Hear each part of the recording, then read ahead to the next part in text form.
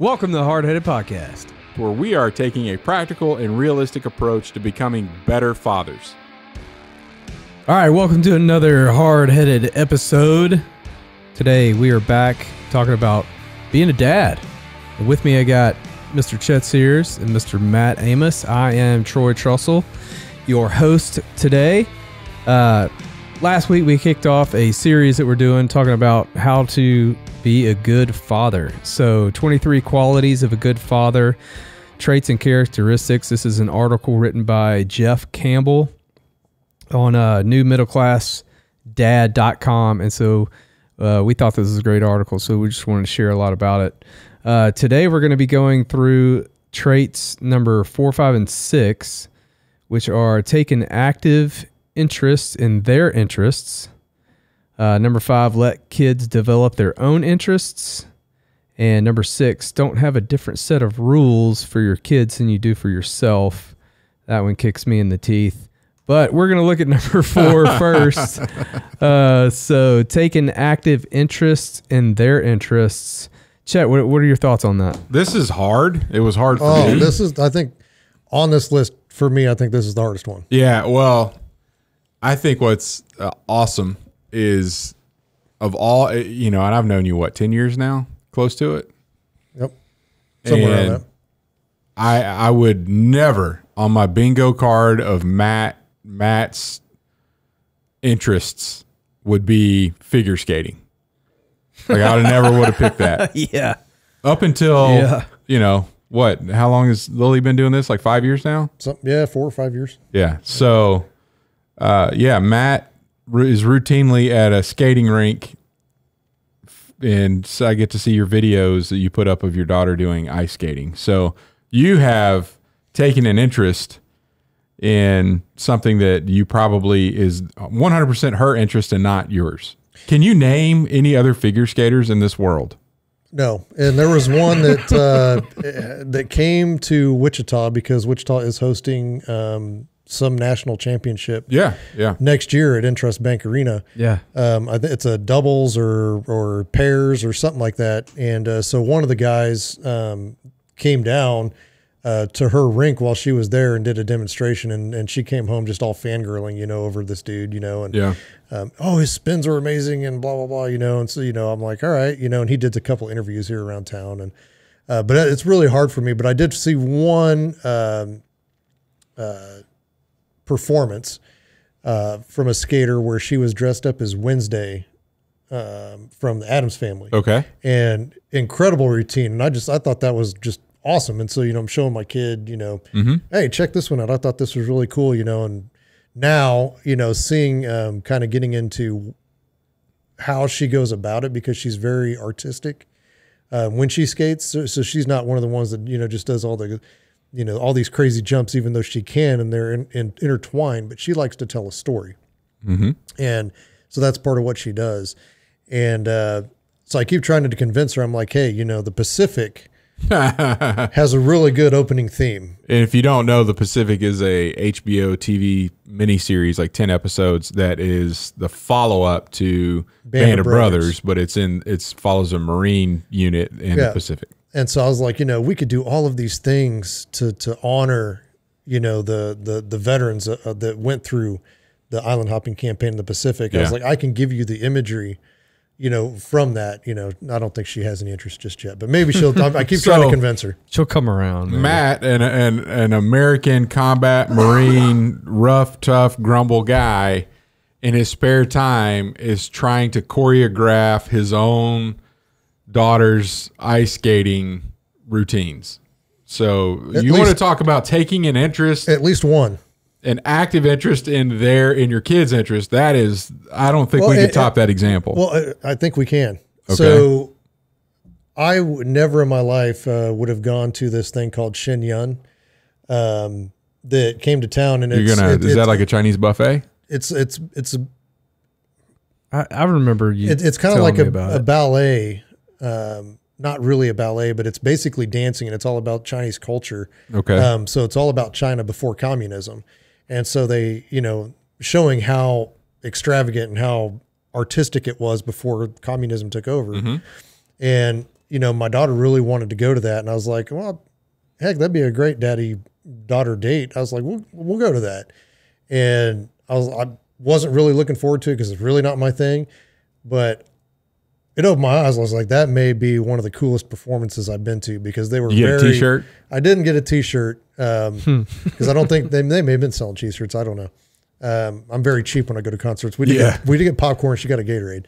But, the I didn't music, get a water. I just ate popcorn dry because it's too expensive. choke it down. Yeah. But it was awesome. And then they came this year, but she was figure skating while they were here. Yeah. Otherwise, we would have gone back with the whole family because I was like, that would be something that everybody would enjoy. So a lot of these things, even though you may not really have an interest in them, fake it until you make it because it's worked out for me. Like I really enjoyed that and I wanted to go back. And so some of the stuff that my kids like, I have a really hard time with because they like the anime cartoons and I can't get into the anime cartoons at all. Right. I cannot do it. I've tried to sit there and be like, I can't. Yeah. But now I've tried the anime cartoons because my kids got into Pokemon, and I did the same thing. Like I can't do the anime. It just their lips don't move. It's not good. They just like they shake move and they move, but it's translated into English, and so it's like, yay! I mean, it doesn't. The words just don't terrible. line up. Yeah, but they got into Pokemon card collecting. Yeah. And trading and all that stuff. And so I was like, well, I used to collect baseball cards. Maybe this is something that I can do. Hey, a card's a card. Right. Yeah. Maybe this is something I can do alongside them that would be fun for all of us to do. And so we started a YouTube channel around it, and I started buying different sets of cards. And so like I dove deep. Like I know all about, not all, but I'm learning all about Pokemon cards and Pokemon card collecting, and we started this YouTube channel. And so every day when I get home now, they're like, "Oh, we're gonna rip some packs open tonight, Dad." I'm like, "No, not tonight. Maybe this weekend." And so it's kind of something we set aside for weekend activities. But yeah, it's been a lot of fun to do. No, I think that's good. And one of the things that Jeff Campbell brings up in the article is it what you're doing is showing your kids, you're demonstrating that they have value. Their ideas are valuable. You are putting value into what their interests are, and it's helping them develop as a person. And so it also creates more opportunity for quality time, which we talked about last week. Yeah. But I think that's one of the really important things about taking an interest in what your kids have interest in. Yeah. All right. Let's move to the next one. Number 5, let kids develop their own interests. So I'll jump in here. This one is, I was in a conversation just a couple of weeks ago, and it was around like the dad really enjoyed doing something, and the kid showed interest in it when they were really young. And I think it was in the hunting context. Bought them all the gear or fishing, something along that. That's where I could be, I struggled with, I think, as a dad. Oh, you want to go fish? Oh, we're going to go to Academy and buy you all the stuff. And then you go fishing like 2 or 3 times, and then they're like, I don't want to go. They're like, fine. And you sell all the stuff, and you're like, okay, they don't do the things that I like them to do. Or the wrong way of going about that is you force them to do it. Like, this is what I do. This is what you're going to do. We're going to go make memories. Get in the truck. Yeah. Like, get in the boat. We're going fishing. I don't care if you like it or not. It doesn't matter to me. My interest or what you're going to have to be. If you want to spend time with me, you're going to be doing the stuff that I want to do. And then you're not allowing your kids to develop into their own thing. They are just boxed in to eventually probably hate what you love. Yeah. Because you're forcing them to do that. And so I think all 3 of us really enjoy the outdoors. We like to hunt and fish. All of us have had opportunities to take our kids out. In my instance, my daughters like to go when they were younger. Right now, it happens in the morning on a weekend. That's not going to happen. Like, I'm not doing that. Stone found out here recently that he can sleep just about anywhere. So if you want to get up, and of course he's away at college, but if he's home on a weekend, you want to go duck hunting? He's like, yeah, sure. And if the ducks aren't flying, he's snoring. Like he's like, I'll go out there if I'd love to spend some time with you, and I have fun doing this, but I also can get bored. And if I get bored, I'll go to sleep. And I'll never forget. It was a few years ago. It was before he even went away to college. We're like, where's Stone? And we just looked over there, and he's like laying down on the sand bank of the river, just out, like dead to the world. That's awesome. But sometimes that comes back around, right? So there may be an initial interest, and then if you let them go, they may go in a different direction, and that's fine. You need to kind of, like the previous one, follow them in their interest, get interested in those kinds of things. But you may find that they come right back around later in life to those things that you're also interested in. That I think if you would have forced them the whole way, they would like totally reject it and never get back into it. I think that's kind of what happened with my dad and me. Because he would want to take me fishing all the time. And I went a couple of times as a young kid, but just was bored to tears, man. We never caught any fish. Yeah. It sucked. But then once I got like 12, 14, then, my interest peaked again, started duck hunting, started going fishing again with him. But from, age 6 to 12 or 14, like I could have cared less. I did not want to do that. And he didn't force me to do it either. So I came around. And so my son's gotten into racing, like football. Yeah, I get that. Not a big deal to sit down and watch a game. Formula One racing. Yeah, he's gotten into that recently, all these European teams. It's the last couple of years. Yeah. And so he's real big. So, tough to get him up on a weekend to go hunting. He'll wake up at 3:00 in the morning to watch a race in Europe. He's into it. Has he done that race simulator here? No, I don't think so. Glass House? Dude, he needs to check that out. But no, does it cost money? Yeah, he's working. He's a working man. He doesn't need to check it out. Stone, go check it out. Glass House. Save it. Wichita. But anyway, so like I was in Singapore on a work trip, and there's all these like cages around the street and orange barriers. And I'm like, what's going on? The taxi driver. We're on the racetrack for the Formula One race that's coming in a couple of weeks. Oh, nice. They're setting it up. It's through the city, And so I'm getting my camera out and I'm starting to video it. It's like, I'm on a Formula One racetrack right now. And so I'm sending that to Stone and all that kind of stuff. So he's developing his own thing, and it's really cool. I love it. I've had the opportunity to pursue things that I enjoy that my dad didn't force me into. And I think that's, as a good dad, allowing that. They're going to be different. They're not you. It's not a Matt Jr., and they're going to love everything that Matt loves, or Chet Jr. is going to love everything that I love. Let them pursue those things. Yeah, it's not a one size fits all. I've got two. Both of you guys have more kids than I do, but my youngest loves soccer. So that and soccer, that's a sport that I'm passionate about. So it's really easy for me to get involved with that. But the one thing is I think as dads, if we have an interest, like you said, Chet, like your kids start showing interest in hunting, well, you're going to go buy them all the gear. You're going to go buy them, we got to go to vest. We got to make sure that you staying warm. So we got to go get all these hunting clothes, even though we're going to be in a heated blind with food and whatever, But we need all this deer stuff. Hunting. We need all this stuff, and dads can tend to go overboard on that type of stuff, and I noticed that with soccer. Like I send her videos on certain positions and ways to move, and just trying to be a coach instead of trying to be a dad. And just support what she's doing. And one of the things that was funny to me was she wrote me it may have been last Father's Day, wrote me a note, and just a thank you note for thanks for whatever, and thanks for telling me, after games, telling me everything that I did wrong, and it's like, so, I really thought about that hard, and it's like, I really need to focus on, just being a dad and saying, hey, you did a great job, and then if they ask, hey, what could I have done better?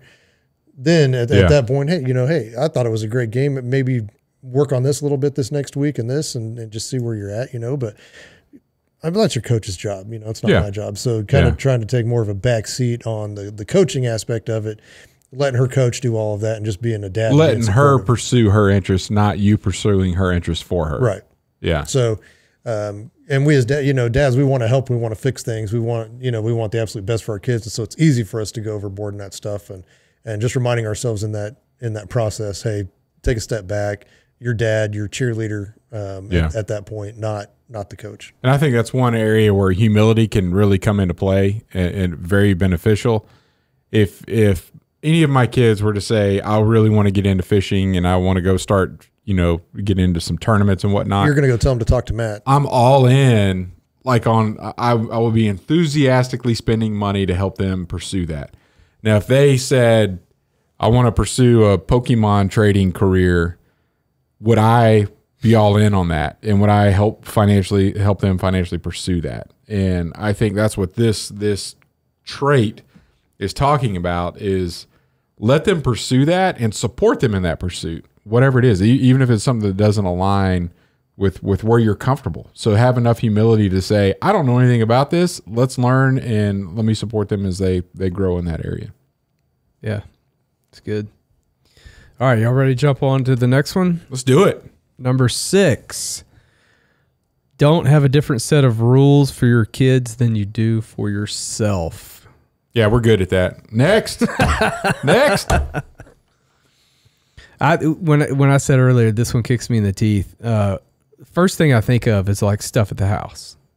Yeah. Because we have a rule, like you eat at the table or you eat at the bar, the island, and that's it. You don't take food anywhere else. You don't eat downstairs. Right. You don't eat on the couch. And I eat on the couch all the time. Yeah.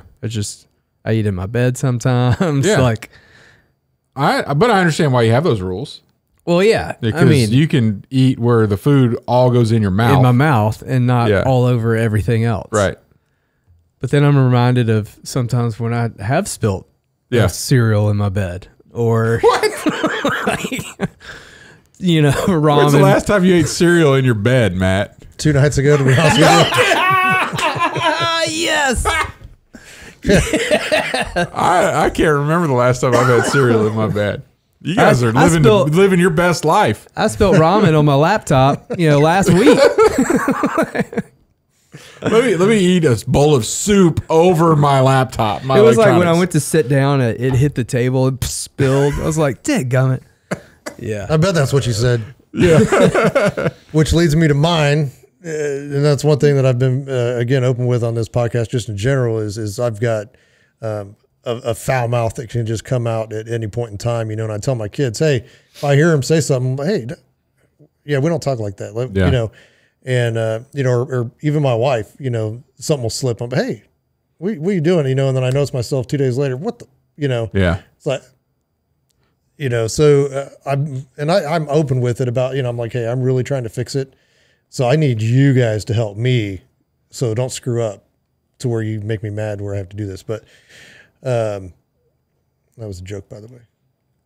Okay. For them not to make me mad. So I don't have to. I got you. I follow you. Yeah. I missed that one. Don't make me mad, totally. So I'll start cussing. So I need you to help me not curse by, not doing stuff that makes me feel that way. But, and so, or, if they're watching like a YouTube video or something like that, and I come in, I catch it. I'm like, what are you all watching? We're not watching that. Yeah. We're not watching that. Like turn that off. Right. And then they come into my room and, there's Pacific on, and blood and guts and killing people and whatever, it's like, so yeah, I mean, it's tough, and there's different times. So there's different times where that may be age appropriate. Yeah. Maybe watch that when they're not around or something like that. So they don't see you doing that. And then maybe as they get older where they can understand those situations. That's where the age appropriateness and understanding comes into play. And I think the younger, the harder the line needs to be. And I'll tell you the one that still exists even when your kids are teenagers or beyond is the stupid electronic devices. And, the ability to do good things on your phone is the assumption is if they're on their phone, they're goofing off. And if I get on my phone, it's for a reason. And the reality is, I don't have to be on my phone. Yeah. Ever. You know, I mean, there's just that, hey, I'm not going to be on my phone. I don't want you on it. I don't need to be on it. Oh, I'm going to go look at this, sale, or I'm going to go, I forgot to figure that thing out for Matt, and I got to go do that right now. I'm like, no, I just got on my kids for being on their phone. I'm just not going to do it. So or I'm going to go somewhere. That's why you didn't text back. Yeah. Yeah. That's the only reason. I always want to talk to you. Bull. So I will say, I was pretty proud of my youngest just a couple of days ago because she went out with my mom, and they had done something. They ordered something or made something when they went out, and then so she picked her up to go pick it up and whatever, and so we were talking the other day, and she goes, I just really enjoyed my time with Clara. She didn't pick up her phone once. The whole time that we were out, she wasn't on her phone. She was there. She was just very polite, very respectful, and that's absolutely what you want from your kids, And both of my kids are that way, which is very nice. We may not get that at home, all the time, right? But when they go out and they're representing you and your family to the world, they're that they're putting their best foot forward. But that all starts in the home, at home. Yeah. Yeah. Yeah, that's good. All right. Well, that was the three that we covered today. I think, Matt, you got a Bible verse for us today to end up the episode with? I do, and I wasn't. The most often, Proverbs 22:6. It's the most, in my life, it has been the most often misapplied scripture out there. It is, people normally take this way out of context. Oh, so yeah. Proverbs 22:6 says, "Start children off on the way they should go, and even when they are old, they will not turn from it." Yeah, there's a dude growing Train up a child. He would quote this verse like on Wednesday night prayer meeting, and his kid was 30 something, far as I knew at my young age, but it was a bad dude, a drunk. Like, I never saw the guy because he's just like out there, maybe in jail. I don't know. But he would say, I'm leaning on this verse, and I had him at VBS, and then whenever he lived in my house, he was in church on every Sunday, and saying, I know the Bible says if you train him up in the way he should go, he's not going to depart from it when he's old. And so I started digging into that, like, does the Bible really say just have them in church, and then when they're old, they're going to be in? And that's not what it says. This is in the context of like a trade or an apprenticeship. If they find that thing that really ignites that spark in themselves, double down on that. Yeah. And it will sustain them through their life. Like, because that's like the way God has set for them to go. Yeah. Yeah. I'm energized by creating videos. That's their gift. Right? That's their gift. Yeah. Everybody's got a gift. And if it's our job as dads to kind of expose our children to all sorts of different things so they find that passion, and then we guide them towards that passion, right? So they have something to lean on throughout their life that they're passionate about. And in that context, and I think why that verse applies to today's episode, what their interests are, especially when it comes to a career path. If it's not college, I want to do something with my hands. Heck yeah, let's go buy a welder and $3,000 worth of tools. I got to build a shop. I can spend as much on that as I would a college education. But that's what you allow that. Like, if that's the way they should go, get them the training, train them up in that, and let's go. That's what the context of that verse is. Stupid movie quotes. Have you guys ever seen Corky Romano? No. Is that the Catan? Yeah, Chris Catan from Saturday Night Live? Yes. Oh, okay. My goodness.